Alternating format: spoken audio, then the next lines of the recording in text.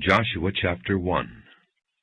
After the death of Moses, the servant of the Lord said to Joshua son of Nun, Moses' aide, "Moses my servant is dead. Now then, you and all these people, get ready to cross the Jordan River into the land I am about to give to them, to the Israelites. I will give you every place where you set your foot, as I promised Moses. Your territory will extend from the desert to Lebanon, and from the great river, the Euphrates, all the Hittite country, to the great sea on the west. No one will be able to stand up against you all the days of your life. As I was with Moses, so I will be with you. I will never leave you nor forsake you.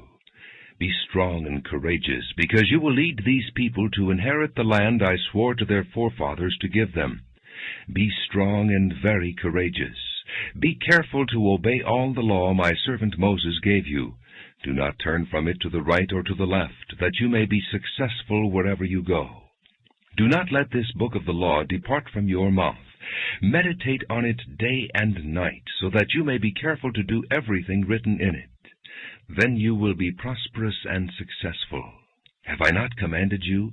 Be strong and courageous. Do not be terrified. Do not be discouraged, for the Lord your God will be with you wherever you go." So Joshua ordered the officers of the people, "Go through the camp and tell the people, 'Get your supplies ready. 3 days from now you will cross the Jordan here to go in and take possession of the land the Lord your God is giving you for your own.'" But to the Reubenites, the Gadites, and the half-tribe of Manasseh, Joshua said, "Remember the command that Moses, the servant of the Lord, gave you. The Lord your God is giving you rest, and has granted you this land. Your wives, your children, and your livestock may stay in the land that Moses gave you east of the Jordan, but all your fighting men, fully armed, must cross over ahead of your brothers. You are to help your brothers until the Lord gives them rest, as he has done for you, and until they too have taken possession of the land that the Lord your God is giving them. After that you may go back and occupy your own land, which Moses the servant of the Lord gave you east of the Jordan toward the sunrise." And then they answered Joshua, "Whatever you have commanded us we will do, and wherever you send us we will go. Just as we fully obeyed Moses, so we will obey you. Only may the Lord your God be with you as he was with Moses. Whoever rebels against your word and does not obey your words, whatever you may command them, will be put to death. Only be strong and courageous." Joshua chapter 2. Then Joshua son of Nun secretly sent 2 spies from Shittim. "Go look over the land," he said, "especially Jericho." So they went and entered the house of a prostitute named Rahab and stayed there. The king of Jericho was told, "Look, some of the Israelites have come here tonight to spy out the land." So the king of Jericho sent this message to Rahab, "Bring out the men who came to you and entered your house, because they have come to spy out the whole land." But the woman had taken the 2 men and hidden them. She said, "Yes, the men came to me, but I did not know where they had come from. At dusk, when it was time to close the city gate, the men left. I don't know which way they went. Go after them quickly. You may catch up with them." But she had taken them up to the roof and hidden them under the stalks of flax she had laid out on the roof. So the men set out in pursuit of the spies on the road that leads to the fords of the Jordan, and as soon as the pursuers had gone out, the gate was shut. Before the spies lay down for the night, she went up on the roof and said to them, "I know that the Lord has given this land to you, and that a great fear of you has fallen on us, so that all who live in this country are melting in fear because of you. We have heard how the Lord dried up the water of the Red Sea for you when you came out of Egypt, and what you did to Sihon and Og, the 2 kings of the Amorites east of the Jordan, whom you completely destroyed. When we heard of it, our hearts melted, and everyone's courage failed because of you. For the Lord your God is God in heaven above and on the earth below.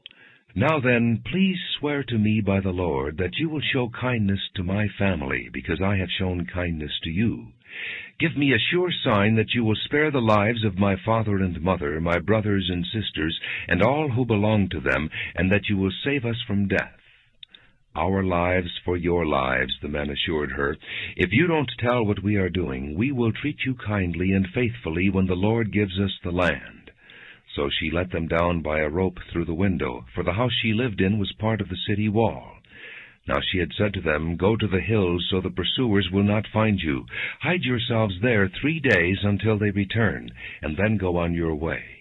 The men said to her, "This oath you made us swear will not be binding on us, unless, when we enter the land, you have tied this scarlet cord in the window through which you let us down, and unless you have brought your father and mother, your brothers, and all your family into your house. If anyone goes outside your house into the street, his blood will be on his own head. We will not be responsible. As for anyone who is in the house with you, his blood will be on our head if a hand is laid on him. But if you tell what we are doing, we will be released from the oath you made us swear." "Agreed," she replied. "Let it be as you say." So she sent them away, and they departed, and she tied the scarlet cord in the window. When they left, they went into the hills and stayed there 3 days, until the pursuers had searched all along the road and returned without finding them. Then the 2 men started back. They went down out of the hills, forded the river, and came to Joshua son of Nun, and told him everything that had happened to them. They said to Joshua, "The Lord has surely given the whole land into our hands. All the people are melting in fear because of us." Joshua chapter 3. Early in the morning Joshua and all the Israelites set out from Shittim and went to the Jordan, where they camped before crossing over. After 3 days the officers went throughout the camp, giving orders to the people. "When you see the ark of the covenant of the Lord your God, and the priests who are Levites carrying it, you are to move out from your positions and follow it. Then you will know which way to go, since you have never been this way before. But keep a distance of about 1,000 yards between you and the ark. Do not go near it." Joshua told the people, "Consecrate yourselves, for tomorrow the Lord will do amazing things among you." Joshua said to the priests, "Take up the ark of the covenant and pass on ahead of the people." So they took it up and went ahead of them. And the Lord said to Joshua, "Today I will begin to exalt you in the eyes of all Israel, so they may know that I am with you as I was with Moses. Tell the priests who carry the ark of the covenant, when you reach the edge of the Jordan's waters, go and stand in the river." Joshua said to the Israelites, "Come here and listen to the words of the Lord your God. This is how you will know that the living God is among you, and that he will certainly drive out before you the Canaanites, Hittites, Hivites, Perizzites, Girgashites, Amorites, and Jebusites. See, the ark of the covenant of the Lord of all the earth will go into the Jordan ahead of you. Now then, choose 12 men from the tribes of Israel, 1 from each tribe. And as soon as the priests who carry the ark of the Lord of all the earth, set foot in the Jordan, its waters flowing downstream will be cut off and stand up in a heap." So when the people broke camp to cross the Jordan, the priests carrying the ark of the covenant went ahead of them. Now the Jordan is at flood stage all during harvest. Yet as soon as the priests who carried the ark reached the Jordan and their feet touched the water's edge, the water from upstream stopped flowing. It piled up in a heap a great distance away, at a town called Adam in the vicinity of Zarethan, while the water flowing down to the sea of the Arabah, the salt sea, was completely cut off. So the people crossed over opposite Jericho. The priests who carried the ark of the covenant of the Lord stood firm on dry ground in the middle of the Jordan, while all Israel passed by until the whole nation had completed the crossing on dry ground. Joshua chapter 4. When the whole nation had finished crossing the Jordan, the Lord said to Joshua, "Choose 12 men from among the people, 1 from each tribe, and tell them to take up 12 stones from the middle of the Jordan, from right where the priests stood, and to carry them over with you, and put them down at the place where you stay tonight." So Joshua called together the 12 men he had appointed from the Israelites, 1 from each tribe, and said to them, "Go over before the ark of the Lord your God into the middle of the Jordan. Each of you is to take up a stone on his shoulder, according to the number of the tribes of the Israelites, to serve as a sign among you. In the future, when your children ask you, 'What do these stones mean?' tell them that the flow of the Jordan was cut off before the ark of the covenant of the Lord. When it crossed the Jordan, the waters of the Jordan were cut off. These stones are to be a memorial to the people of Israel forever." So the Israelites did as Joshua commanded them. They took 12 stones from the middle of the Jordan, according to the number of the tribes of the Israelites, as the Lord had told Joshua. And they carried them over with them to their camp, where they put them down. Joshua set up the 12 stones that had been in the middle of the Jordan at the spot where the priests who carried the Ark of the Covenant had stood, and they are there to this day. Now the priests who carried the ark remained standing in the middle of the Jordan until everything the Lord had commanded Joshua was done by the people, just as Moses had directed Joshua. The people hurried over, and as soon as all of them had crossed, the ark of the Lord and the priests came to the other side while the people watched. The men of Reuben, Gad, and the half-tribe of Manasseh crossed over, armed in front of the Israelites, as Moses had directed them.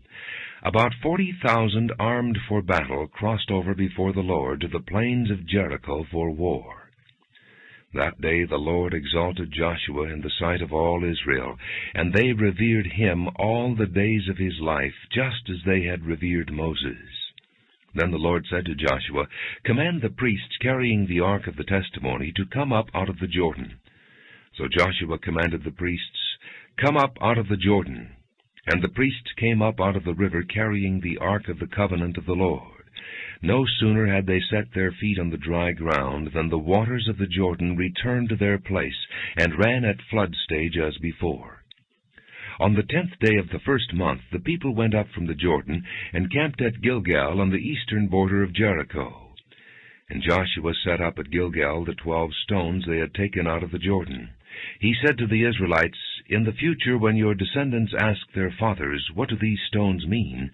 tell them, 'Israel crossed the Jordan on dry ground. For the Lord your God dried up the Jordan before you until you had crossed over. The Lord your God did to the Jordan just what he had done to the Red Sea when he dried it up before us until we had crossed over. He did this so that all the peoples of the earth might know that the hand of the Lord is powerful, and so that you might always fear the Lord your God." Joshua chapter 5. Now when all the Amorite kings west of the Jordan and all the Canaanite kings along the coast heard how the Lord had dried up the Jordan before the Israelites until we had crossed over, their hearts melted, and they no longer had the courage to face the Israelites. At that time the Lord said to Joshua, "Make flint knives and circumcise the Israelites again." So Joshua made flint knives and circumcised the Israelites at Gibeath Ha'araloth. Now this is why he did so. All those who came out of Egypt, all the men of military age, died in the desert on the way after leaving Egypt. All the people that came out had been circumcised, but all the people born in the desert during the journey from Egypt had not. The Israelites had moved about in the desert 40 years until all the men who were of military age when they left Egypt had died, since they had not obeyed the Lord. For the Lord had sworn to them that they would not see the land that he had solemnly promised their fathers to give us, a land flowing with milk and honey. So he raised up their sons in their place, and these were the ones Joshua circumcised. They were still uncircumcised because they had not been circumcised on the way. And after the whole nation had been circumcised, they remained where they were in camp until they were healed. Then the Lord said to Joshua, "Today I have rolled away the reproach of Egypt from you." So the place has been called Gilgal to this day. On the evening of the 14th day of the month, while camped at Gilgal on the plains of Jericho, the Israelites celebrated the Passover. The day after the Passover, that very day, they ate some of the produce of the land, unleavened bread and roasted grain. The manna stopped the day after they ate this food from the land. There was no longer any manna for the Israelites, but that year they ate of the produce of Canaan. Now when Joshua was near Jericho, he looked up and saw a man standing in front of him with a drawn sword in his hand. Joshua went up to him and asked, "Are you for us or for our enemies?" "Neither," he replied, "but as commander of the army of the Lord I have now come." Then Joshua fell face down to the ground in reverence, and asked him, "What message does my Lord have for his servant?" The commander of the Lord's army replied, "Take off your sandals, for the place where you are standing is holy." And Joshua did so. Joshua chapter 6. Now Jericho was tightly shut up because of the Israelites. No one went out and no one came in. Then the Lord said to Joshua, "See, I have delivered Jericho into your hands, along with its king and its fighting men. March around the city once with all the armed men. Do this for 6 days. Have 7 priests carry trumpets of ram's horns in front of the ark. On the 7th day march around the city 7 times, with the priests blowing the trumpets.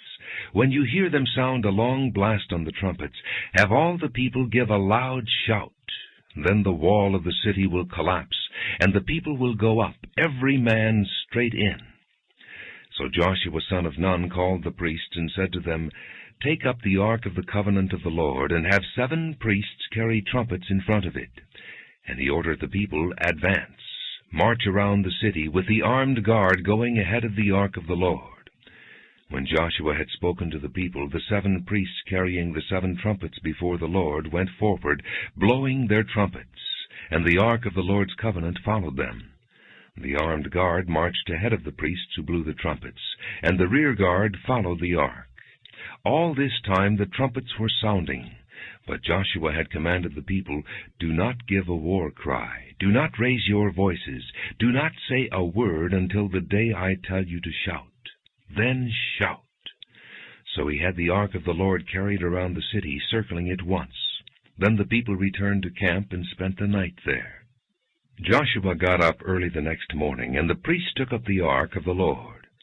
The 7 priests carrying the 7 trumpets went forward, marching before the ark of the Lord and blowing the trumpets.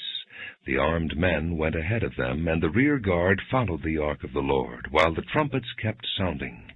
So on the 2nd day they marched around the city once and returned to the camp. They did this for 6 days. On the 7th day they got up at daybreak and marched around the city 7 times in the same manner, except that on that day they circled the city 7 times. The 7th time around, when the priests sounded the trumpet blast, Joshua commanded the people, "Shout, for the Lord has given you the city. The city and all that is in it are to be devoted to the Lord. Only Rahab the prostitute, and all who are with her in her house, shall be spared, because she hid the spies we sent. But keep away from the devoted things, so that you will not bring about your own destruction by taking any of them. Otherwise you will make the camp of Israel liable to destruction, and bring trouble on it. All the silver and gold and the articles of bronze and iron are sacred to the Lord, and must go into his treasury." When the trumpet sounded, the people shouted, and at the sound of the trumpet, when the people gave a loud shout, the wall collapsed. So every man charged straight in, and they took the city. They devoted the city to the Lord, and destroyed with the sword every living thing in it, men and women, young and old, cattle, sheep, and donkeys. Joshua said to the 2 men who had spied out the land, "Go into the prostitute's house, and bring her out and all who belong to her, in accordance with your oath to her." So the young men who had done the spying went in and brought out Rahab, her father and mother and brothers, and all who belonged to her. They brought out her entire family and put them in a place outside the camp of Israel. Then they burned the whole city and everything in it, but they put the silver and gold and the articles of bronze and iron into the treasury of the Lord's house. But Joshua spared Rahab the prostitute with her family and all who belonged to her, because she hid the men Joshua had sent as spies to Jericho, and she lives among the Israelites to this day. At that time Joshua pronounced this solemn oath, "Cursed before the Lord is the man who undertakes to rebuild this city Jericho. At the cost of his firstborn son will he lay its foundations. At the cost of his youngest will he set up its gates." So the Lord was with Joshua, and his fame spread throughout the land. Joshua chapter 7. But the Israelites acted unfaithfully in regard to the devoted things. Achan, son of Carmi, the son of Zimri, the son of Zerah, of the tribe of Judah, took some of them. So the Lord's anger burned against Israel. Now Joshua sent men from Jericho to Ai, which is near Beth-aven, to the east of Bethel, and told them, Go up and spy out the region. So the men went up and spied out Ai. When they returned to Joshua, they said, Not all the people will have to go up against Ai. Send 2,000 or 3,000 men to take it, and do not weary all the people, for only a few men are there. So about 3,000 men went up, but they were routed by the men of Ai, who killed about 36 of them. They chased the Israelites from the city gate as far as the stone quarries, and struck them down on the slopes. At this the hearts of the people melted and became like water. Then Joshua tore his clothes and fell face down to the ground before the ark of the Lord, remaining there till evening. The elders of Israel did the same, and sprinkled dust on their heads. And Joshua said, Ah, sovereign Lord, why did you ever bring this people across the Jordan to deliver us into the hands of the Amorites to destroy us? If only we had been content to stay on the other side of the Jordan. O Lord, what can I say now that Israel has been routed by its enemies? The Canaanites and the other people of the country will hear about this, and they will surround us and wipe out our name from the earth. What then will you do for your own great name? The Lord said to Joshua, Stand up. What are you doing down on your face? Israel has sinned. They have violated my covenant which I commanded them to keep. They have taken some of the devoted things. They have stolen. They have lied. They have put them with their own possessions. That is why the Israelites cannot stand against their enemies. They turn their backs and run because they have been made liable to destruction. I will not be with you any more unless you destroy whatever among you is devoted to destruction. Go consecrate the people. Tell them, Consecrate yourselves in preparation for tomorrow, for this is what the Lord, the God of Israel, says. That which is devoted is among you, O Israel. You cannot stand against your enemies until you remove it. In the morning present yourselves tribe by tribe. The tribe that the Lord takes shall come forward clan by clan. The clan that the Lord takes shall come forward family by family. And the family that the Lord takes shall come forward man by man. He who is caught with a devoted thing shall be destroyed by fire, along with all that belongs to him. He has violated the covenant of the Lord and has done a disgraceful thing in Israel. Early the next morning Joshua had Israel come forward by tribes, and Judah was taken. The clans of Judah came forward, and he took the Zerahites. He had the clan of the Zerahites come forward by families, and Zimri was taken. Joshua had his family come forward man by man, and Achan, son of Carmi, the son of Zimri, the son of Zerah, of the tribe of Judah, was taken. Then Joshua said to Achan, My son, give glory to the Lord, the God of Israel, and give him the praise. Tell me what you have done. Do not hide it from me. Achan replied, It is true. I have sinned against the Lord, the God of Israel. This is what I have done. When I saw in the plunder a beautiful robe from Babylonia, 200 shekels of silver, and a wedge of gold weighing 50 shekels, I coveted them and took them. They are hidden in the ground inside my tent, with the silver underneath. So Joshua sent messengers, and they ran to the tent, and there it was, hidden in his tent, with the silver underneath. They took the things from the tent, brought them to Joshua and all the Israelites, and spread them out before the Lord.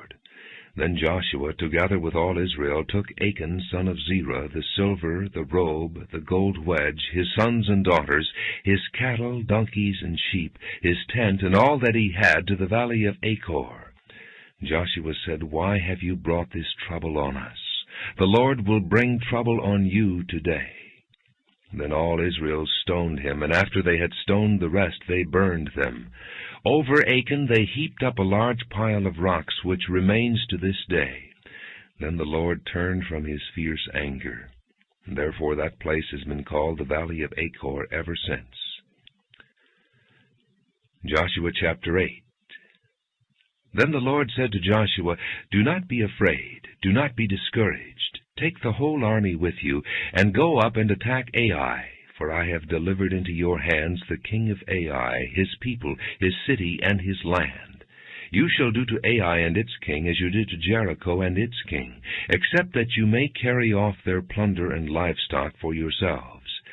Set an ambush behind the city." So Joshua and the whole army moved out to attack Ai. He chose 30,000 of his best fighting men and sent them out at night with these orders. "Listen carefully. You are to set an ambush behind the city. Don't go very far from it. All of you be on the alert. I and all those with me will advance on the city, and when the men come out against us, as they did before, we will flee from them.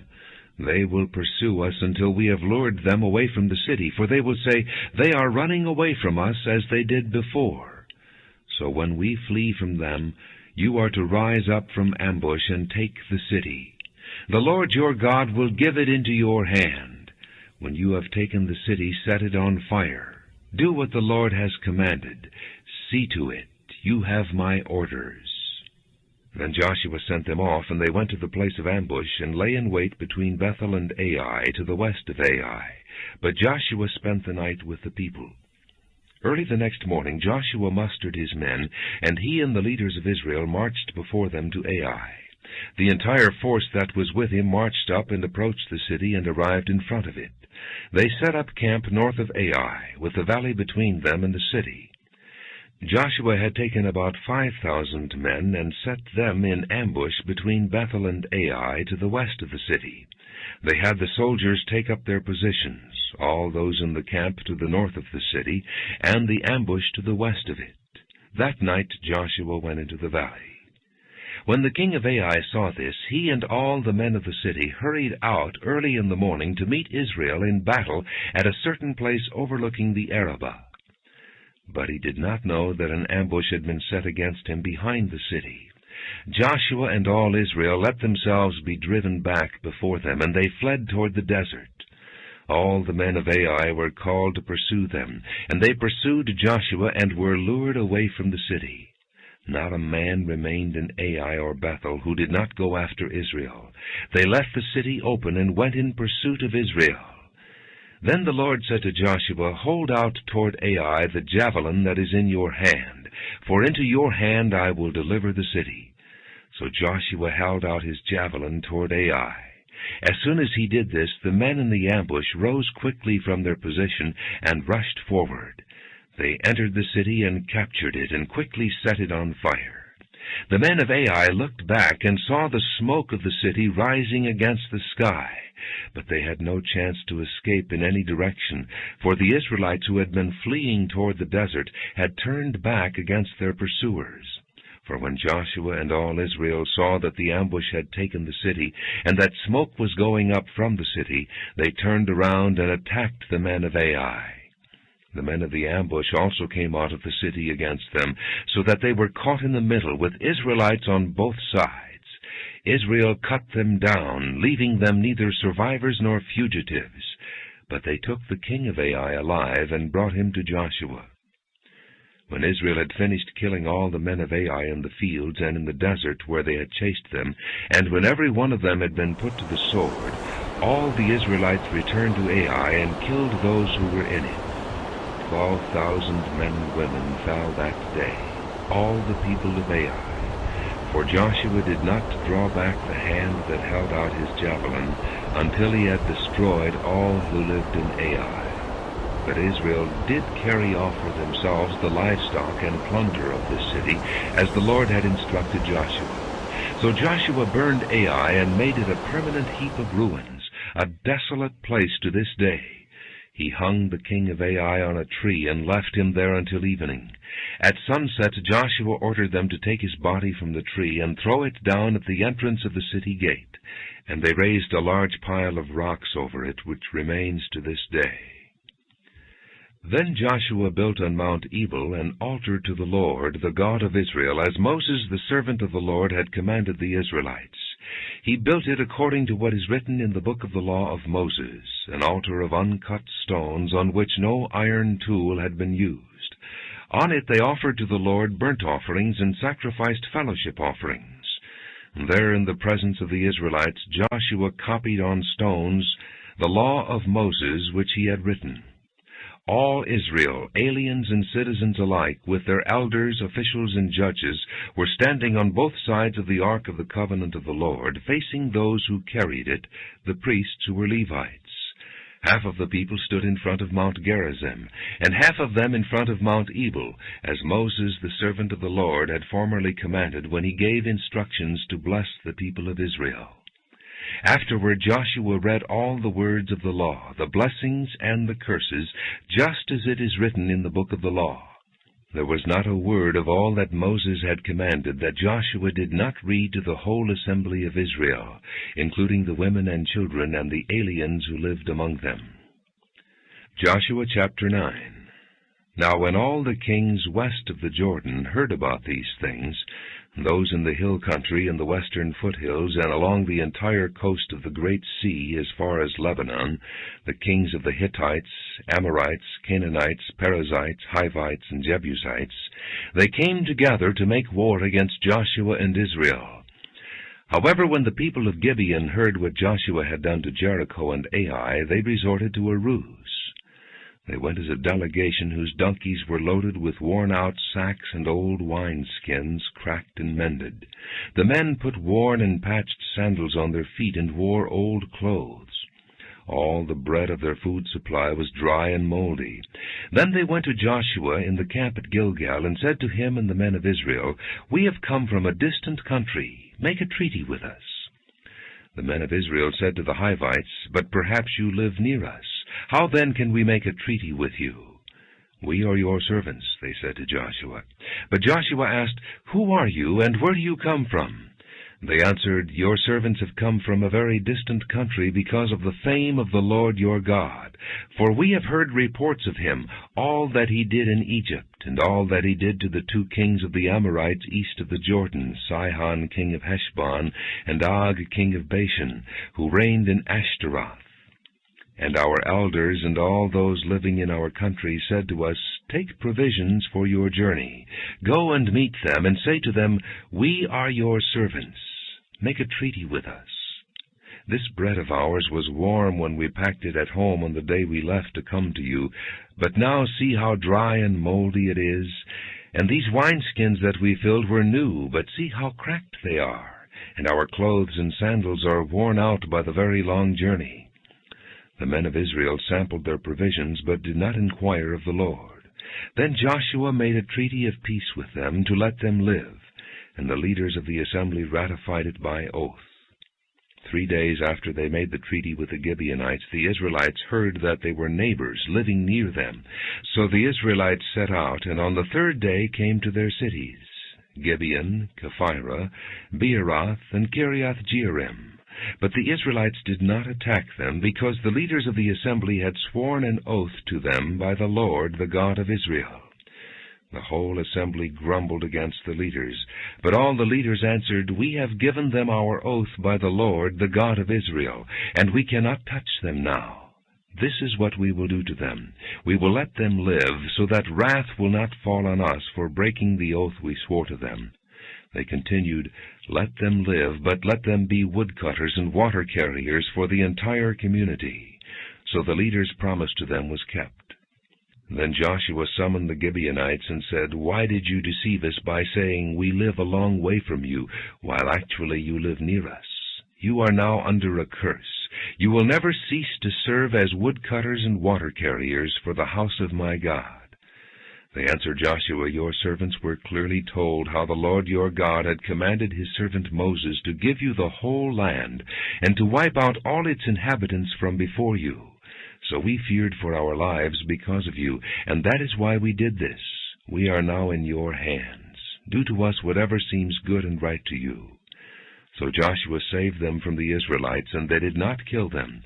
That day he made the Gibeonites woodcutters and water carriers for the community, and for the altar of the Lord at the place the Lord would choose.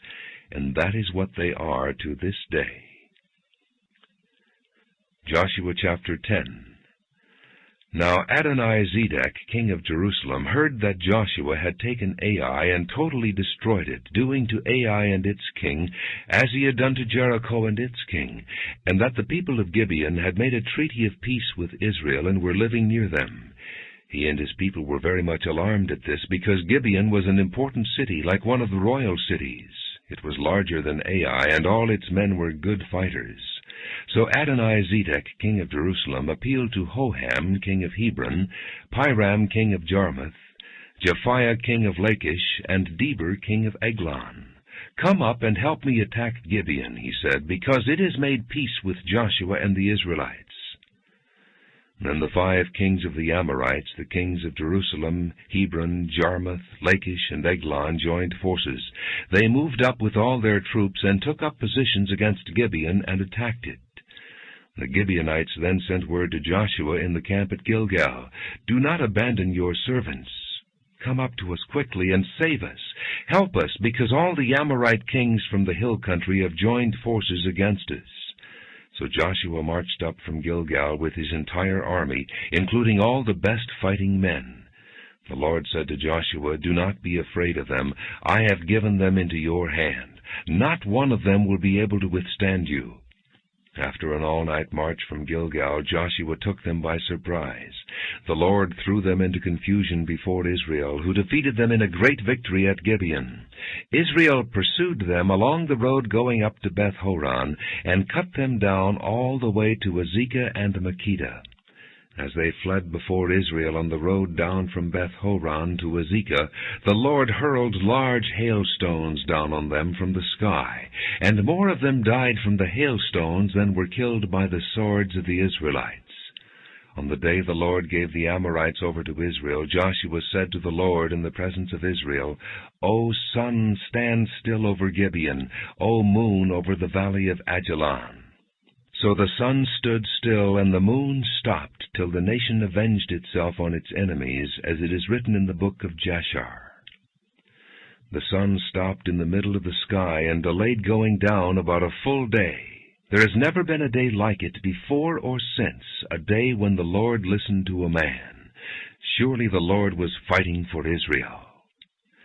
Then Joshua returned with all Israel to the camp at Gilgal. Now the 5 kings had fled and hidden in the cave at Makkedah. When Joshua was told that the 5 kings had been found hiding in the cave at Makkedah, he said, "Roll large rocks up to the mouth of the cave, and post some men there to guard it. But don't stop. Pursue your enemies, attack them from the rear, and don't let them reach their cities, for the Lord your God has given them into your hand." So Joshua and the Israelites destroyed them completely, almost to a man. But the few who were left reached their fortified cities. The whole army then returned safely to Joshua in the camp at Makkedah, and no one uttered a word against the Israelites. Joshua said, "Open the mouth of the cave, and bring those 5 kings out to me." So they brought the 5 kings out of the cave, the kings of Jerusalem, Hebron, Jarmuth, Lachish, and Eglon. When they had brought these kings to Joshua, he summoned all the men of Israel, and said to the army commanders who had come with him, "Come here and put your feet on the necks of these kings." So they came forward and placed their feet on their necks. Joshua said to them, "Do not be afraid, do not be discouraged, be strong and courageous. This is what the Lord will do to all the enemies you are going to fight." Then Joshua struck and killed the kings and hung them on 5 trees, and they were left hanging on the trees until evening. At sunset Joshua gave the order, and they took them down from the trees and threw them into the cave where they had been hiding. At the mouth of the cave they placed large rocks, which are there to this day. That day Joshua took Makkedah. He put the city and its king to the sword, and totally destroyed everyone in it. He left no survivors, and he did to the king of Makkedah as he had done to the king of Jericho. Then Joshua and all Israel with him moved on from Makkedah to Libnah and attacked it. The Lord also gave that city and its king into Israel's hand. The city and every one in it Joshua put to the sword. He left no survivors there, and he did to its king as he had done to the king of Jericho. Then Joshua and all Israel with him moved on from Libnah to Lachish. He took up positions against it and attacked it. The Lord handed Lachish over to Israel, and Joshua took it on the second day. The city and every one in it he put to the sword, just as he had done to Libnah. Meanwhile Horam, king of Gezer, had come up to help Lachish, but Joshua defeated him and his army until no survivors were left. Then Joshua and all Israel with him moved on from Lachish to Eglon. They took up positions against it and attacked it. They captured it that same day and put it to the sword and totally destroyed every one in it, just as they had done to Lachish. Then Joshua and all Israel with him went up from Eglon to Hebron and attacked it. They took the city and put it to the sword, together with its king, its villages, and every one in it. They left no survivors. Just as at Eglon they totally destroyed it, and every one in it. Then Joshua and all Israel with him turned around and attacked Debir. They took the city, its king, and its villages, and put them to the sword. Every one in it they totally destroyed. They left no survivors. They did to Debir and its king as they had done to Libnah and its king, and to Hebron. So Joshua subdued the whole region, including the hill country, the Negev, the western foothills, and the mountain slopes, together with all their kings. He left no survivors. He totally destroyed all who breathed, just as the Lord, the God of Israel, had commanded.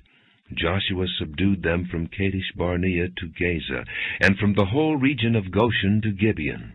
All these kings and their lands Joshua conquered in one campaign, because the Lord, the God of Israel, fought for Israel. Then Joshua returned with all Israel to the camp at Gilgal. Joshua chapter 11. When Jabin, king of Hazor, heard of this, he sent word to Jobab, king of Madon, to the kings of Shimron and Akshaph, and to the northern kings who were in the mountains, in the Arabah south of Kinnereth, in the western foothills, and in Naphoth Dor on the west, to the Canaanites in the east and west, to the Amorites, Hittites, Perizzites, and Jebusites in the hill country, and to the Hivites below Hermon in the region of Mizpah. They came out with all their troops and a large number of horses and chariots, a huge army as numerous as the sand on the seashore. All these kings joined forces and made camp together at the waters of Merom to fight against Israel. The Lord said to Joshua, "Do not be afraid of them, because by this time tomorrow I will hand all of them over to Israel slain. You are to hamstring their horses and burn their chariots." So Joshua and his whole army came against them suddenly at the waters of Merom and attacked them, and the Lord gave them into the hand of Israel. They defeated them and pursued them all the way to Greater Sidon, to Mizraphoth-Maim, and to the valley of Mizpah on the east, until no survivors were left. Joshua did to them as the Lord had directed. He hamstrung their horses and burned their chariots. At that time Joshua turned back and captured Hazor and put its king to the sword. Hazor had been the head of all these kingdoms. Every one in it they put to the sword. They totally destroyed them, not sparing anything that breathed, and he burned up Hazor itself. Joshua took all these royal cities and their kings and put them to the sword. He totally destroyed them, as Moses, the servant of the Lord, had commanded. Yet Israel did not burn any of the cities built on their mounds, except Hazor, which Joshua burned. The Israelites carried off for themselves all the plunder and livestock of these cities, but all the people they put to the sword until they completely destroyed them, not sparing any one that breathed. As the Lord commanded his servant Moses, so Moses commanded Joshua, and Joshua did it. He left nothing undone of all that the Lord commanded Moses. So Joshua took this entire land, the hill country, all the Negev, the whole region of Goshen, the western foothills, the Arabah, and the mountains of Israel with their foothills, from Mount Halak, which rises toward Seir, to Baal-Gad in the valley of Lebanon below Mount Hermon. He captured all their kings and struck them down, putting them to death. Joshua waged war against all these kings for a long time. Except for the Hivites living in Gibeon, not one city made a treaty of peace with the Israelites, who took them all in battle. For it was the Lord himself who hardened their hearts to wage war against Israel, so that he might destroy them totally, exterminating them without mercy, as the Lord had commanded Moses. At that time Joshua went and destroyed the Anakites from the hill country, from Hebron, Debir, and Anab, from all the hill country of Judah, and from all the hill country of Israel. Joshua totally destroyed them and their towns. No Anakites were left in Israelite territory. Only in Gaza, Gath, and Ashdod did any survive. So Joshua took the entire land, just as the Lord had directed Moses, and he gave it as an inheritance to Israel according to their tribal divisions. Then the land had rest from war. Joshua chapter 12. These are the kings of the land whom the Israelites had defeated, and whose territory they took over east of the Jordan from the Arnon Gorge to Mount Hermon, including all the eastern side of the Arabah. Sihon, king of the Amorites, who reigned in Heshbon. He ruled from Aroer on the rim of the Arnon Gorge, from the middle of the gorge, to the Jabbok River, which is the border of the Ammonites. This included half of Gilead. He also ruled over the eastern Arabah, from the Sea of Kinnereth to the Sea of the Arabah, the Salt Sea, to Beth Jeshemoth, and then southward below the slopes of Pisgah. And the territory of Og, king of Bashan, one of the last of the Rephaites, who reigned in Ashtaroth and Edrei. He ruled over Mount Hermon, Salecah, all of Bashan to the border of the people of Geshur and Maacah, and half of Gilead to the border of Sihon, king of Heshbon. Moses, the servant of the Lord, and the Israelites conquered them. And Moses, the servant of the Lord, gave their land to the Reubenites, the Gadites, and the half-tribe of Manasseh to be their possession. These are the kings of the land that Joshua and the Israelites conquered on the west side of the Jordan, from Baal-Gad in the valley of Lebanon to Mount Halak, which rises toward Seir. Their lands Joshua gave as an inheritance to the tribes of Israel according to their tribal divisions: the hill country, the western foothills, the Arabah, the mountain slopes, the desert, and the Negev, the lands of the Hittites, Amorites, Canaanites, Perizzites, Hivites, and Jebusites. The king of Jericho, 1. The king of Ai near Bethel, 1. The king of Jerusalem, 1. The king of Hebron, 1. The king of Jarmuth, 1. The king of Lachish, 1. The king of Eglon, 1. The king of Gezer, 1. The king of Debir, 1. The king of Jeter, 1. The king of Hormah, 1. The king of Arad, 1. The king of Libnah, 1. The king of Adullam, 1. The king of Makkedah, 1. The king of Bethel, 1. The king of Tappuah, 1. The king of Hepher, 1. The king of Aphek, 1. The king of Lasharon, 1. The king of Madon, 1. The king of Hazor, 1. The king of Shimron-Meron, 1. The king of Akshaph, 1. The king of Taanach, 1. The king of Megiddo, 1. The king of Kedesh, 1. The king of Jokneam in Carmel, 1. The king of Dor in Naphoth Dor, 1. The king of Goyim in Gilgal, 1. The king of Tirzah, 1. 31 kings in all. Joshua chapter 13. When Joshua was old and well advanced in years, the Lord said to him, "You are very old, and there are still very large areas of land to be taken over. This is the land that remains, all the regions of the Philistines and Geshurites, from the Shihor River on the east of Egypt to the territory of Ekron on the north, all of it counted as Canaanite, the territory of the 5 Philistine rulers in Gaza, Ashdod, Ashkelon, Gath, and Ekron, that of the Avites. From the south, all the land of the Canaanites, from Ara of the Sidonians as far as Aphek, the region of the Amorites, the area of the Jebuelites, and all Lebanon to the east, from Baal-Gad below Mount Hermon to Lebo-Hamath. As for all the inhabitants of the mountain regions from Lebanon to Misrephoth-Maim, that is, all the Sidonians, I myself will drive them out before the Israelites. Be sure to allocate this land to Israel for an inheritance, as I have instructed you, and divide it as an inheritance among the 9 tribes and half of the tribe of Manasseh. The other half of Manasseh, the Reubenites and the Gadites, had received the inheritance that Moses had given them east of the Jordan, as he, the servant of the Lord, had assigned it to them.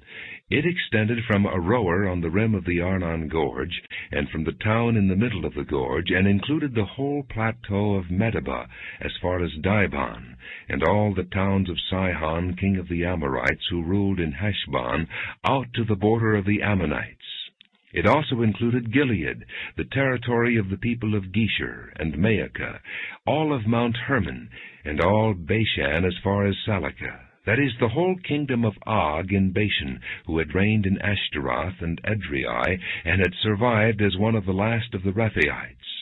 Moses had defeated them and taken over their land, but the Israelites did not drive out the people of Geshur and Maacah, so they continued to live among the Israelites to this day. But to the tribe of Levi he gave no inheritance, since the offerings made by fire to the Lord, the God of Israel, are their inheritance, as he promised them. This is what Moses had given to the tribe of Reuben, clan by clan: the territory from Aroer on the rim of the Arnon Gorge, and from the town in the middle of the gorge, and the whole plateau past Medeba, to Heshbon and all its towns on the plateau, including Dibon, Bamoth-baal, Beth-baal-meon, Jahaz, Kedemoth, Mephaath, Kiriathaim, Sibmah, Zereth-shahar on the hill in the valley, Beth-peor, the slopes of Pisgah, and Beth-jeshemoth, all the towns on the plateau, and the entire realm of Sihon, king of the Amorites, who ruled at Heshbon. Moses had defeated him and the Midianite chiefs Evi, Rechem, Zur, Hur, and Reba, princes allied with Sihon, who lived in that country. In addition to those slain in battle, the Israelites had put to the sword Balaam, son of Beor, who practiced divination. The boundary of the Reubenites was the bank of the Jordan. These towns and their villages were the inheritance of the Reubenites, clan by clan. This is what Moses had given to the tribe of Gad, clan by clan: the territory of Jazer, all the towns of Gilead, and half the Ammonite country as far as Aroer, near Rabbah, and from Heshbon to Ramoth-mizpah, and Betonim, and from Mahanaim to the territory of Debir, and in the valley Beth-haram, Beth-nimrah, Succoth, and Zaphon, with the rest of the realm of Sihon, king of Heshbon, the east side of the Jordan, the territory up to the end of the Sea of Kinnereth. These towns and their villages were the inheritance of the Gadites, clan by clan. This is what Moses had given to the half-tribe of Manasseh, that is, to half the family of the descendants of Manasseh, clan by clan: the territory extending from Mahanaim and including all of Bashan, the entire realm of Og, king of Bashan, all the settlements of Jair in Bashan, 60 towns, half of Gilead, and Ashtaroth and Edrei, the royal cities of Og in Bashan. This was for the descendants of Machir, son of Manasseh, for half of the sons of Machir, clan by clan. This is the inheritance Moses had given when he was in the plains of Moab across the Jordan east of Jericho. But to the tribe of Levi Moses had given no inheritance. The Lord, the God of Israel, is their inheritance, as he promised them. Joshua chapter 14. Now these are the areas the Israelites received as an inheritance in the land of Canaan, which Eleazar the priest, Joshua son of Nun, and the heads of the tribal clans of Israel allotted to them. Their inheritances were assigned by lot to the 9½ tribes, as the Lord had commanded through Moses. Moses had granted the 2½ tribes their inheritance east of the Jordan, but had not granted the Levites an inheritance among the rest, for the sons of Joseph had become 2 tribes, Manasseh and Ephraim. The Levites received no share of the land, but only towns to live in, with pasture lands for their flocks and herds. So the Israelites divided the land, just as the Lord had commanded Moses. Now the men of Judah approached Joshua at Gilgal, and Caleb son of Jephunneh the Kenizzite said to him, "You know what the Lord said to Moses the man of God at Kadesh-barnea about you and me. I was 40 years old when Moses, the servant of the Lord, sent me from Kadesh Barnea to explore the land. And I brought him back a report according to my convictions. But my brothers who went up with me made the hearts of the people melt with fear. I, however, followed the Lord my God wholeheartedly. So on that day Moses swore to me, The land on which your feet have walked will be your inheritance, and that of your children forever, because you have followed the Lord my God wholeheartedly. Now then, just as the Lord promised, he has kept me alive for 45 years since the time he said this to Moses, while Israel moved about in the desert. So here I am today, 85 years old. I am still as strong today as the day Moses sent me out. I'm just as vigorous to go out to battle now as I was then. Now give me this hill country that the Lord promised me that day. You yourself heard then that the Anakites were there, and their cities were large and fortified. But the Lord helping me, I will drive them out, just as he said. Then Joshua blessed Caleb son of Jephunneh, and gave him Hebron as his inheritance. So Hebron has belonged to Caleb son of Jephunneh the Kenizzite ever since, because he followed the Lord, the God of Israel, wholeheartedly. Hebron used to be called Kiriath Arba, after Arba, who was the greatest man among the Anakites. Then the land had rest from war. Joshua chapter 15. The allotment for the tribe of Judah, clan by clan, extended down to the territory of Edom, to the desert of Zin in the extreme south. Their southern boundary started from the bay at the southern end of the Salt Sea, crossed south of Scorpion Pass, continued on to Zin, and went over to the south of Kadesh Barnea. Then it ran past Hezron up to Adar, and curved around to Karka.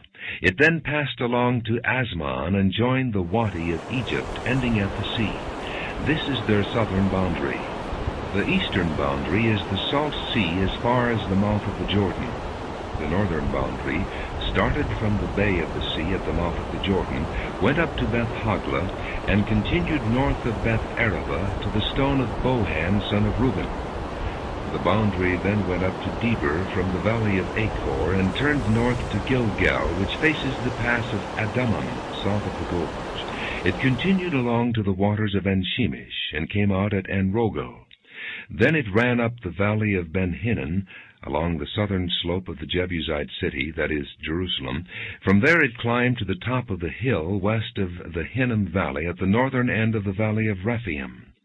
From the hilltop the boundary headed toward the spring of the waters of Nephtoah, came out at the towns of Mount Ephron, and went down toward Baalah, that is, Kiriath-Jearim.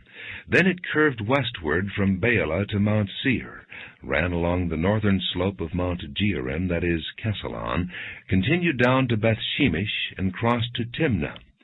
It went to the northern slope of Ekron, turned toward Shekaron, passed along to Mount Baalah, and reached Jabneel. The boundary ended at the sea. The western boundary is the coastline of the Great Sea. These are the boundaries around the people of Judah by their clans. In accordance with the Lord's command to him, Joshua gave to Caleb son of Jephunneh a portion in Judah, Kiriath Arba, that is, Hebron. Arba was the forefather of Anak. From Hebron Caleb drove out the three Anakites, Sheshai, Ahiman, and Telmai, descendants of Anak. From there he marched against the people living in Debir, formerly called Kiriath-Sepher.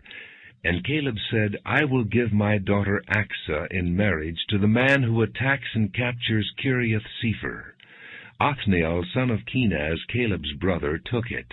So Caleb gave his daughter Achsah to him in marriage. One day when she came to Othniel, she urged him to ask her father for a field. When she got off her donkey, Caleb asked her, What can I do for you? She replied, Do me a special favor. Since you have given me land in the Negev, give me also springs of water. So Caleb gave her the upper and lower springs. This is the inheritance of the tribe of Judah, clan by clan.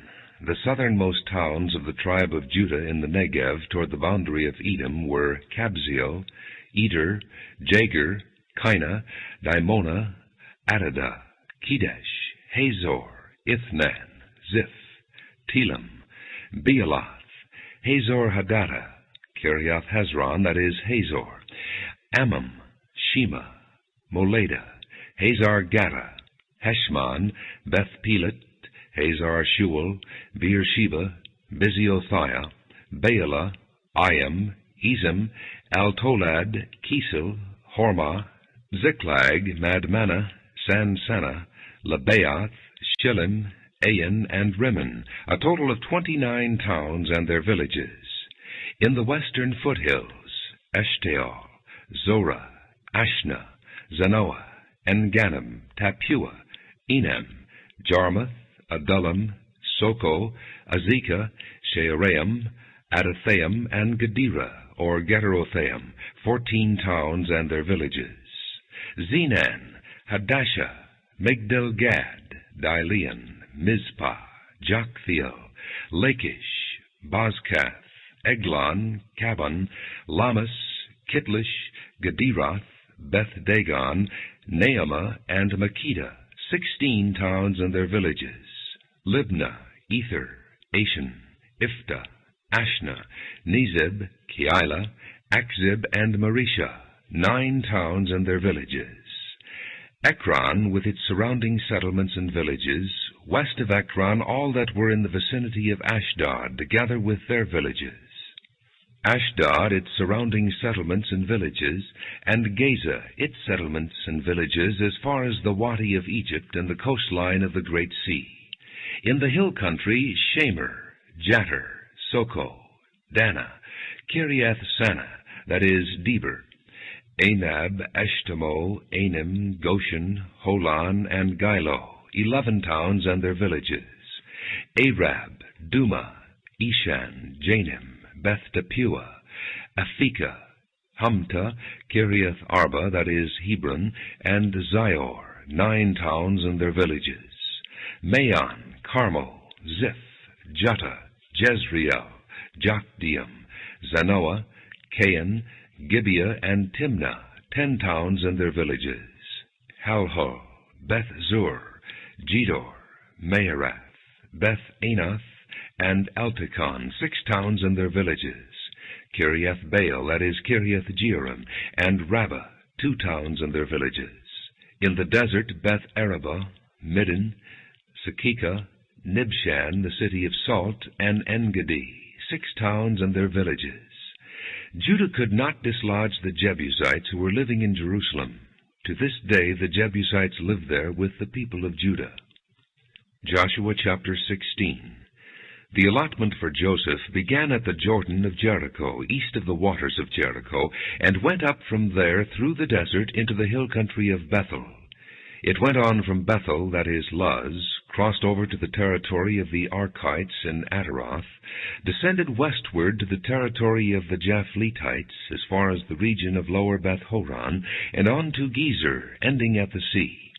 So Manasseh and Ephraim, the descendants of Joseph, received their inheritance.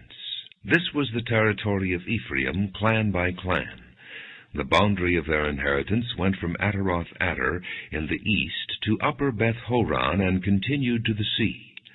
From Michmethath on the north it curved eastward to Taanath-Shiloh, passing by it to Janoah on the east. Then it went down from Janoah to Ataroth and Naarah, touched Jericho, and came out at the Jordan. From Tappuah the border went west to the Cana ravine, and ended at the sea. This was the inheritance of the tribe of the Ephraimites, clan by clan. It also included all the towns and their villages that were set aside for the Ephraimites within the inheritance of the Manassites.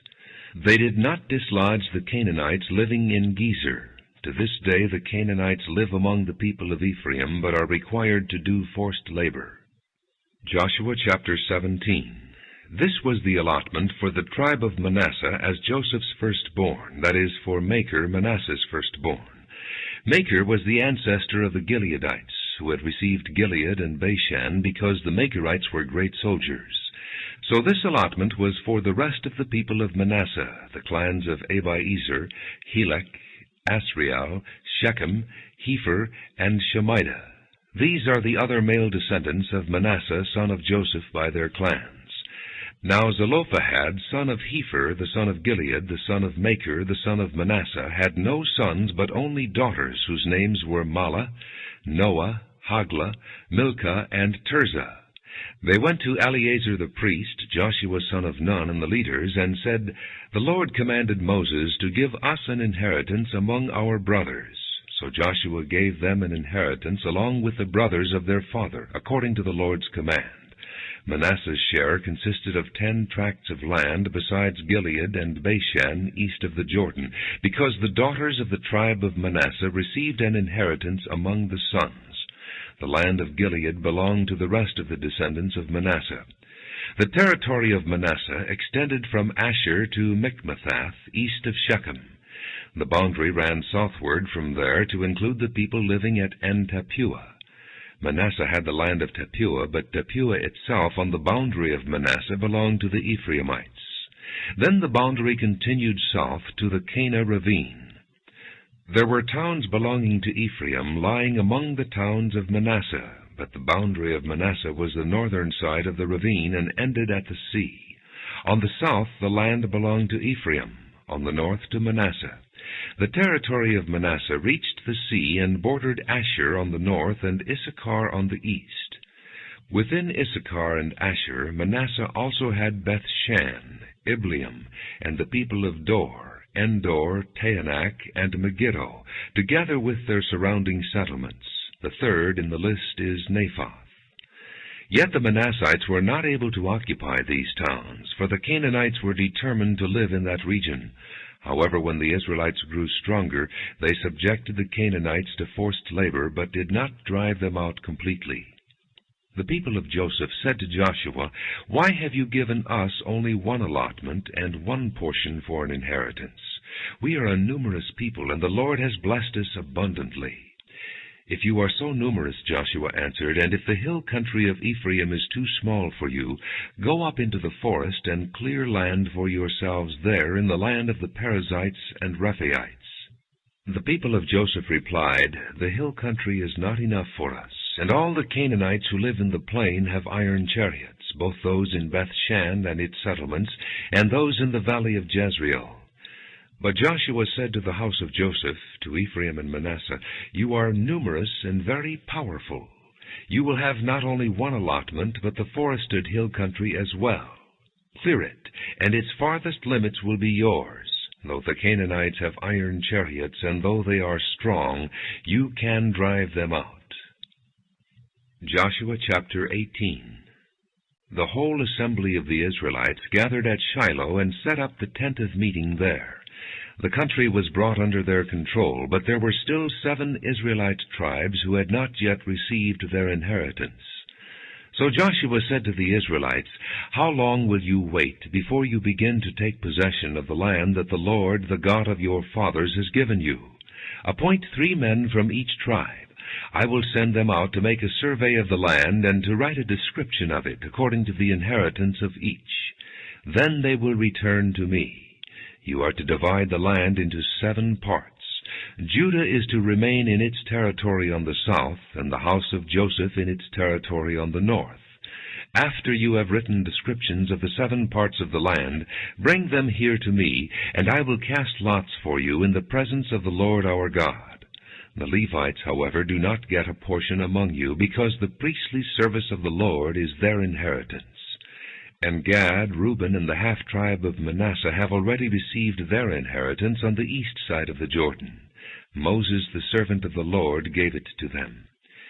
As the men started on their way to map out the land, Joshua instructed them, Go and make a survey of the land, and write a description of it.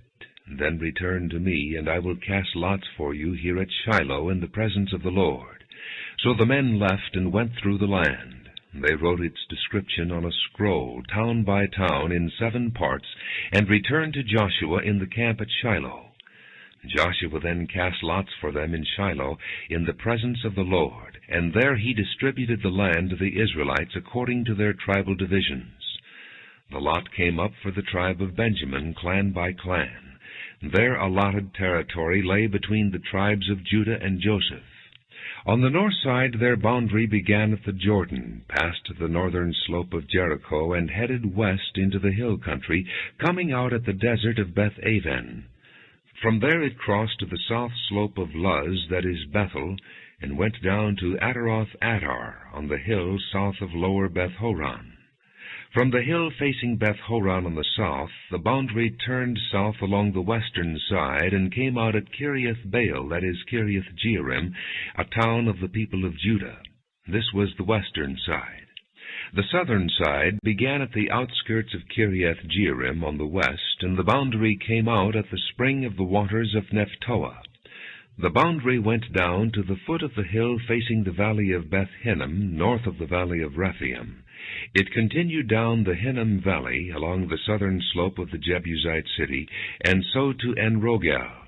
It then curved north, went to En-shemesh, continued to Galiloth, which faces the pass of Adummim, and ran down to the stone of Bohan, son of Reuben. It continued to the northern slope of Beth-arabah, and on down into the Arabah. It then went to the northern slope of Beth-haglah, and came out at the northern bay of the Salt Sea, at the mouth of the Jordan in the south. This was the southern boundary. The Jordan formed the boundary on the eastern side. These were the boundaries that marked out the inheritance of the clans of Benjamin on all sides. The tribe of Benjamin, clan by clan, had the following cities: Jericho, Beth-haglah, Emek-keziz, Beth-arabah, Zemaraim, Bethel, Avim, Perah, Ophrah, Kephar-Ammoni, Ophni, and Jeba, 12 towns and their villages; Gibeon, Ramah, Beeroth, Mizpah, Kephirah, Moza, Rechem, Irpeel, Taralah, Zelah, Haeleth, the Jebusite city, that is Jerusalem, Gibeah, and Kiriath, 14 towns and their villages. This was the inheritance of Benjamin for its clans. Joshua chapter 19. The second lot came out for the tribe of Simeon, clan by clan. Their inheritance lay within the territory of Judah.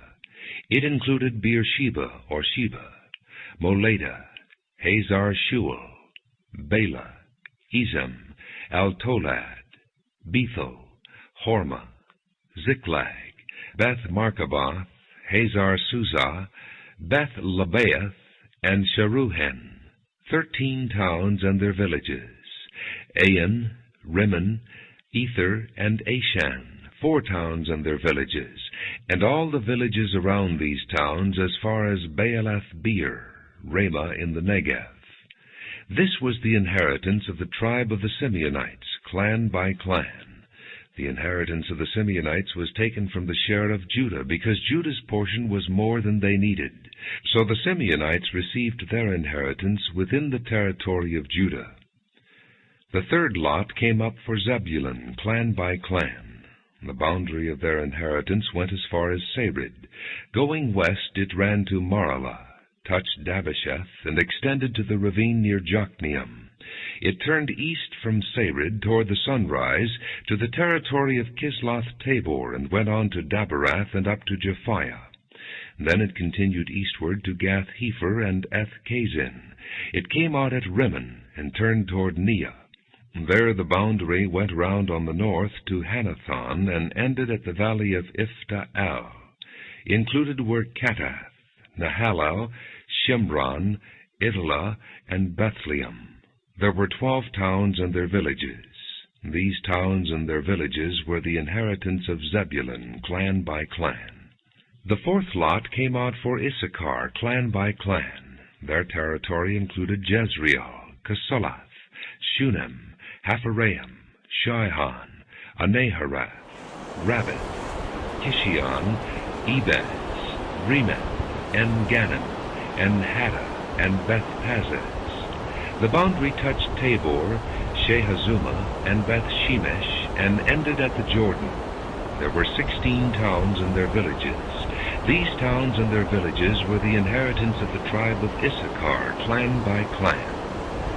The fifth lot came out for the tribe of Asher, clan by clan. Their territory included Helkath, Halai, Beaton, Akshaph, Alamelech, Amad, and Mishal. On the west the boundary touched Carmel and Shihor-Libnath. It then turned east toward Beth-Dagon, touched Zebulun and the valley of Iphta-el, and went north to Beth-Emek and Naail, passing Cable on the left. It went to Abdon, Rehob, Hammon, and Cana, as far as Greater Sidon. The boundary then turned back toward Ramah and went to the fortified city of Tyre, turned toward Hosah, and came out at the sea in the region of Akzib, Ummah, Aphek, and Rehob. There were 22 towns and their villages. These towns and their villages were the inheritance of the tribe of Asher, clan by clan. The sixth lot came out for Naphtali, clan by clan. Their boundary went from Heleph and the large tree in Zaanannim, passing Adami-Nekeb and Jabneel to Lakum and ending at the Jordan. The boundary ran west through Aznoth-Tabor and came out at Hukkok. It touched Zebulun on the south, Asher on the west, and the Jordan on the east. The fortified cities were Ziddim, Zur, Hamath, Rakkath, Kinnereth, Adamah, Ramah, Hazor, Kedesh, Edrei, En-Hazor, Iron, Migdal-El, Horem, Beth-Anath, and Beth-Shemesh. There were 19 towns and their villages. These towns and their villages were the inheritance of the tribe of Naphtali, clan by clan. The seventh lot came out for the tribe of Dan, clan by clan. The territory of their inheritance included Zorah, Eshtaol, Shemesh, Shealabin, Ajalon, Ithla, Elon, Timnah, Ekron, Eltekeh, Gibbethon, Baalath, Jehud, Beni-Berak, Gath-Rimmon, Me-Jarkon, and Rakkon, within the area facing Joppa. But the Danites had difficulty taking possession of their territory, so they went up and attacked Leshem, took it, put it to the sword, and occupied it. They settled in Leshem and named it Dan after their forefather. These towns and their villages were the inheritance of the tribe of Dan, clan by clan. When they had finished dividing the land into its allotted portions, the Israelites gave Joshua son of Nun an inheritance among them, as the Lord had commanded. They gave him the town he asked for, Timnath-Serah, in the hill country of Ephraim, and he built up the town and settled there. These are the territories that Eleazar the priest, Joshua son of Nun, and the heads of the tribal clans of Israel, assigned by lot at Shiloh in the presence of the Lord, at the entrance to the tent of meeting. And so they finished dividing the land. Joshua chapter 20.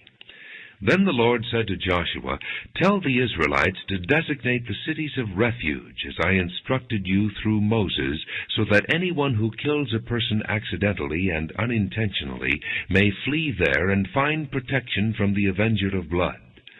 When he flees to one of these cities, he is to stand in the entrance of the city gate and state his case before the elders of that city. And then they are to admit him into their city and give him a place to live with them. If the avenger of blood pursues him, they must not surrender the one accused, because he killed his neighbor unintentionally and without malice aforethought.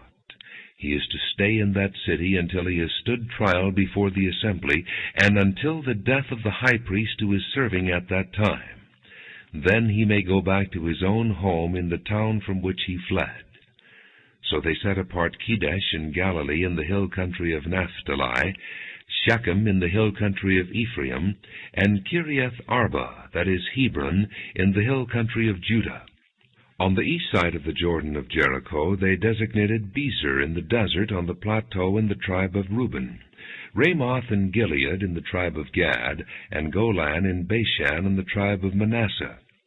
Any of the Israelites or any alien living among them who killed someone accidentally could flee to these designated cities and not be killed by the avenger of blood prior to standing trial before the assembly. Joshua chapter 21. Now the family heads of the Levites approached Eleazar the priest, Joshua son of Nun, and the heads of the other tribal families of Israel at Shiloh in Canaan, and said to them, The Lord commanded through Moses that you give us towns to live in, with pasture lands for our livestock.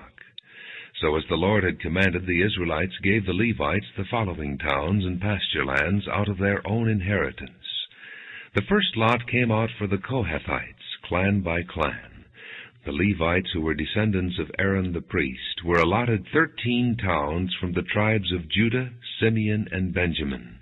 The rest of Kohath's descendants were allotted 10 towns from the clans of the tribes of Ephraim, Dan, and half of Manasseh. The descendants of Gershon were allotted 13 towns from the clans of the tribes of Issachar, Asher, Naphtali, and the half-tribe of Manasseh in Bashan. The descendants of Merari, clan by clan, received 12 towns from the tribes of Reuben, Gad, and Zebulun. So the Israelites allotted to the Levites these towns and their pasture lands, as the Lord had commanded through Moses. From the tribes of Judah and Simeon, they allotted the following towns by name. These towns were assigned to the descendants of Aaron, who were from the Kohathite clans of the Levites, because the first lot fell to them. They gave them Kiriath Arba, that is Hebron, with its surrounding pasture land in the hill country of Judah. Arba was the forefather of Anak, but the fields and villages around the city they had given to Caleb, son of Jephunneh, as his possession.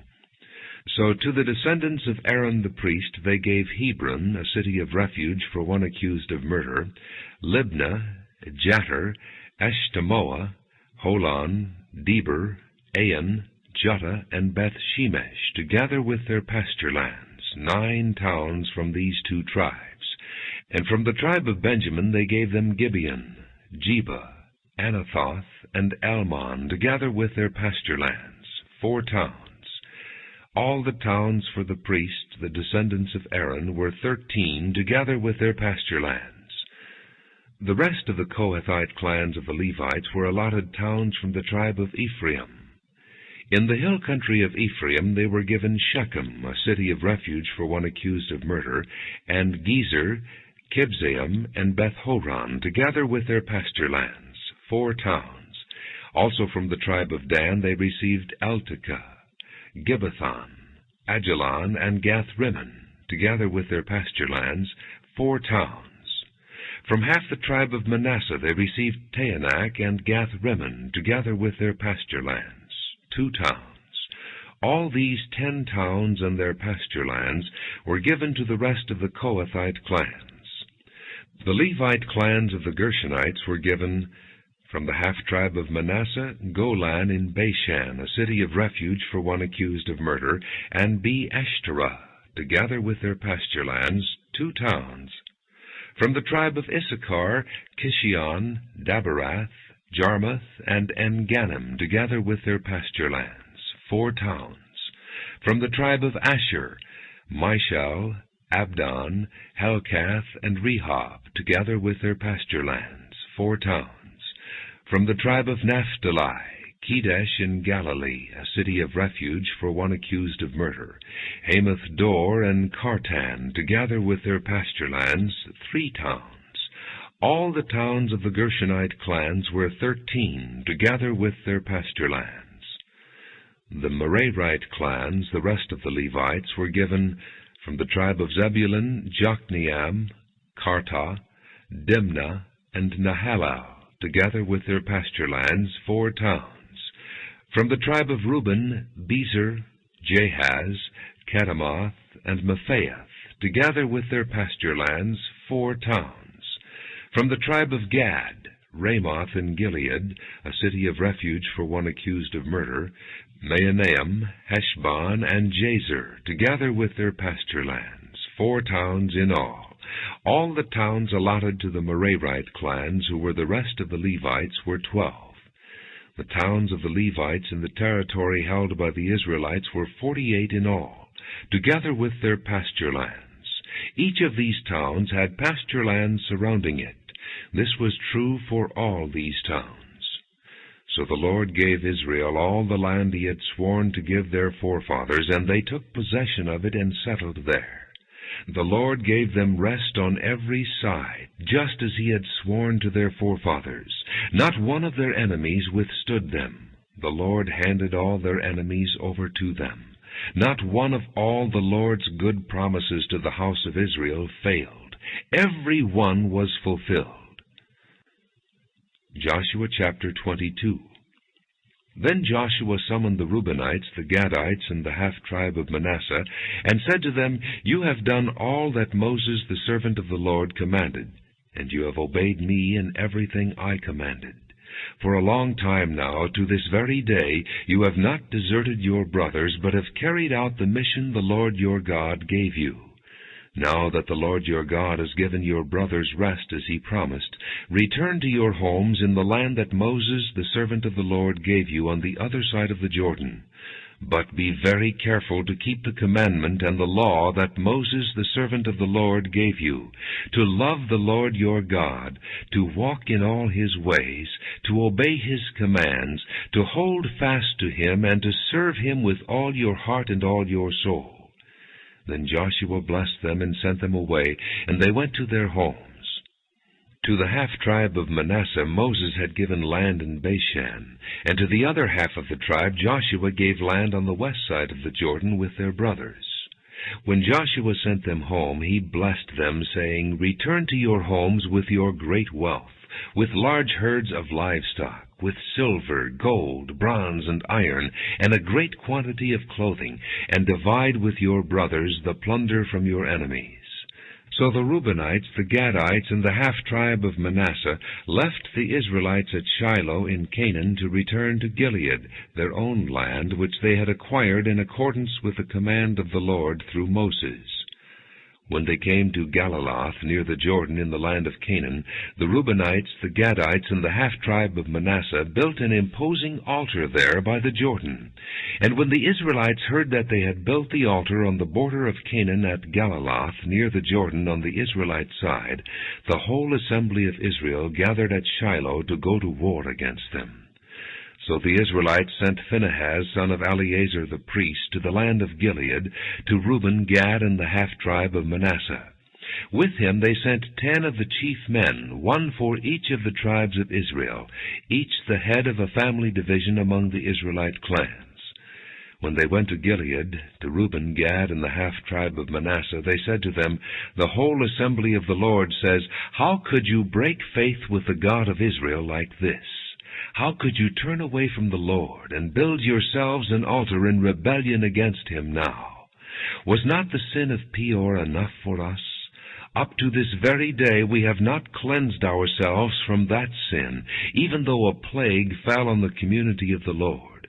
And are you now turning away from the Lord? If you rebel against the Lord today, tomorrow he will be angry with the whole community of Israel. If the land you possess is defiled, come over to the Lord's land, where the Lord's tabernacle stands, and share the land with us. But do not rebel against the Lord or against us by building an altar for yourselves, other than the altar of the Lord our God. When Achan son of Zerah acted unfaithfully regarding the devoted things, did not wrath come upon the whole community of Israel? He was not the only one who died for his sin. Then Reuben, Gad, and the half-tribe of Manasseh replied to the heads of the clans of Israel, The mighty one, God the Lord, the mighty one, God the Lord, he knows, and let Israel know. If this has been in rebellion or disobedience to the Lord, do not spare us this day. If we have built our own altar to turn away from the Lord, and to offer burnt offerings and grain offerings, or to sacrifice fellowship offerings on it, may the Lord himself call us to account. No, we did it for fear that someday your descendants might say to ours, What do you have to do with the Lord, the God of Israel? The Lord has made the Jordan a boundary between us and you Reubenites and Gadites. You have no share in the Lord, so your descendants might cause ours to stop fearing the Lord. That is why we said, Let us get ready and build an altar, but not for burnt offerings or sacrifices. On the contrary, it is to be a witness between us and you and the generations that follow, that we will worship the Lord at His sanctuary with our burnt offerings, sacrifices, and fellowship offerings. Then in the future your descendants will not be able to say to ours, You have no share in the Lord. And we said, If they ever say this to us or to our descendants, we will answer, Look at the replica of the Lord's altar, which our fathers built, not for burnt offerings and sacrifices, but as a witness between us and you. Far be it from us to rebel against the Lord and turn away from Him today by building an altar for burnt offerings, grain offerings, and sacrifices, other than the altar of the Lord our God that stands before His tabernacle. When Phinehas the priest and the leaders of the community, the heads of the clans of the Israelites, heard what Reuben, Gad, and Manasseh had to say, they were pleased. And Phinehas, son of Eleazar the priest, said to Reuben, Gad, and Manasseh, Today we know that the Lord is with us, because you have not acted unfaithfully toward the Lord in this matter. Now you have rescued the Israelites from the Lord's hand. Then Phinehas, son of Eleazar the priest, and the leaders returned to Canaan from their meeting with the Reubenites and Gadites in Gilead, and reported to the Israelites. They were glad to hear the report and praised God. And they talked no more about going to war against them to devastate the country where the Reubenites and the Gadites lived. And the Reubenites and the Gadites gave the altar this name, A Witness Between Us, that the Lord is God. Joshua chapter 23. After a long time had passed, and the Lord had given Israel rest from all their enemies around them, Joshua, by then old and well advanced in years, summoned all Israel, their elders, leaders, judges, and officials, and said to them, I am old and well advanced in years. You yourselves have seen everything the Lord your God has done to all these nations for your sake. It was the Lord your God who fought for you. Remember how I have allotted as an inheritance for your tribes all the land of the nations that remain, the nations I conquered, between the Jordan and the great sea in the west. The Lord your God Himself will drive them out of your way. He will push them out before you, and you will take possession of their land, as the Lord your God promised you. Be very strong. Be careful to obey all that is written in the book of the law of Moses, without turning aside to the right or to the left. Do not associate with these nations that remain among you. Do not invoke the names of their gods or swear by them. You must not serve them or bow down to them. But you are to hold fast to the Lord your God, as you have until now. The Lord has driven out before you great and powerful nations. To this day no one has been able to withstand you. One of you routs 1,000, because the Lord your God fights for you, just as He promised. So be very careful to love the Lord your God. But if you turn away and ally yourselves with the survivors of these nations that remain among you, and if you intermarry with them and associate with them, then you may be sure that the Lord your God will no longer drive out these nations before you. Instead, they will become snares and traps for you, whips on your backs, and thorns in your eyes, until you perish from this good land which the Lord your God has given you. Now I am about to go the way of all the earth. You know with all your heart and soul that not one of all the good promises the Lord your God gave you has failed. Every promise has been fulfilled. Not one has failed. But just as every good promise of the Lord your God has come true, so the Lord will bring on you all the evil He has threatened, until He has destroyed you from this good land He has given you. If you violate the covenant of the Lord your God, which He commanded you, and go and serve other gods and bow down to them, the Lord's anger will burn against you, and you will quickly perish from the good land He has given you. Joshua chapter 24. Then Joshua assembled all the tribes of Israel at Shechem. He summoned the elders, leaders, judges, and officials of Israel, and they presented themselves before God. Joshua said to all the people, "This is what the Lord, the God of Israel, says. Long ago your forefathers, including Terah, the father of Abraham and Nahor, lived beyond the river and worshipped other gods. But I took your father Abraham from the land beyond the river, and led him throughout Canaan, and gave him many descendants. I gave him Isaac, and to Isaac I gave Jacob and Esau. I assigned the hill country of Seir to Esau, but Jacob and his sons went down to Egypt. Then I sent Moses and Aaron, and I afflicted the Egyptians by what I did there, and I brought you out. When I brought your fathers out of Egypt, you came to the sea, and the Egyptians pursued them with chariots and horsemen as far as the Red Sea. But they cried to the Lord for help, and he put darkness between you and the Egyptians. He brought the sea over them and covered them. You saw with your own eyes what I did to the Egyptians. Then you lived in the desert for a long time. I brought you to the land of the Amorites who lived east of the Jordan. They fought against you, but I gave them into your hands. I destroyed them from before you, and you took possession of their land. When Balak son of Zippor, the king of Moab, prepared to fight against Israel, he sent for Balaam son of Beor to put a curse on you. But I would not listen to Balaam, so he blessed you again and again, and I delivered you out of his hand. Then you crossed the Jordan and came to Jericho. The citizens of Jericho fought against you, as did also the Amorites, Perizzites, Canaanites, Hittites, Girgashites, Hivites, and Jebusites, but I gave them into your hands.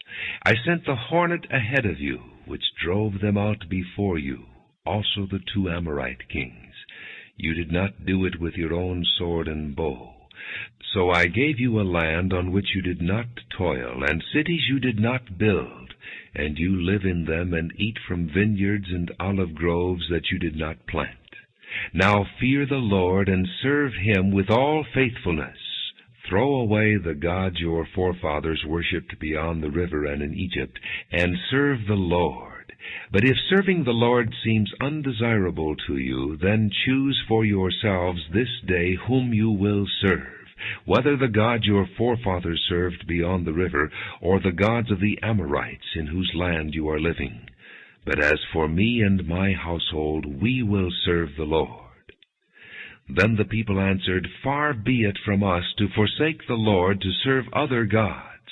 It was the Lord our God himself who brought us and our fathers up out of Egypt, from that land of slavery, and performed those great signs before our eyes. He protected us on our entire journey, and among all the nations through which we traveled. And the Lord drove out before us all the nations, including the Amorites who lived in the land. We too will serve the Lord, because he is our God. Joshua said to the people, You are not able to serve the Lord. He is a holy God. He is a jealous God. He will not forgive your rebellion and your sins.